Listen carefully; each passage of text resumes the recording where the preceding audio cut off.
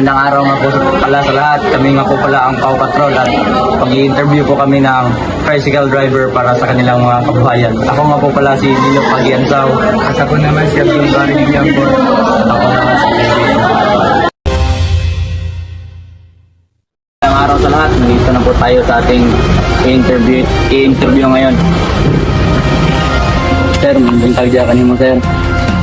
May bintag dyan kanino sir. Pwede ba ni may paila-ilay mo kung palingin dyan? Ako dahil si Mark Vincent Timayre, usa sa tricycle driver diri sa ato ang lungsod sa Bohol sa usa pud ako ka estudyante. Ikaw sir, yung sa man mo pagbahay ng time ni mo sir nga for the meantime nga tricycle driver ka tapos estudyante pa jud ka. Sa kana nga paano kung no, lahi man ko ang sir sa college na ako tayo mga vacant nga time. So ay mga 3 hours na natin mga say gamit ko na ako sa pagpamatay road sa doha. Pag nara kay vacancy mo klase ay ka makapamatay ro. Oo. Maglisod-lisod gid siya nga kuan kay especially karon mahal-mahal ang habang sa kaning kuan to sa motor. Dili man ako ang pagaling ng motor. Ano abang na pud ka dyan? Lisod-lisod gid siya nga kuan tapos na kay pan size.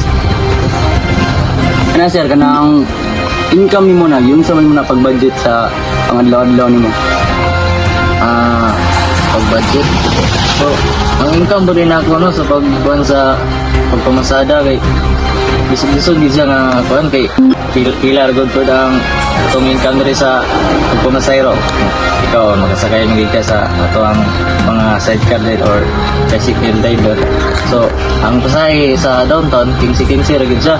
So, nya, pag 3 hours sa akong bakante, na may lang mga kapasayro ko na og tag ulo or ano ba, pasahe wala nang gani.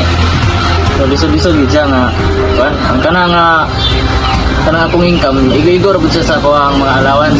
Kung ibuhig yung pamilya, marag hindi siya makaya. Pero sa karon sir, makaya-kaya ra kay naman pud yung mga papanong matabang raman si mo. Balikan nga ako kanang alalay-alalay ng burka kaya aron dili. Kaya sila mo bugatan dito.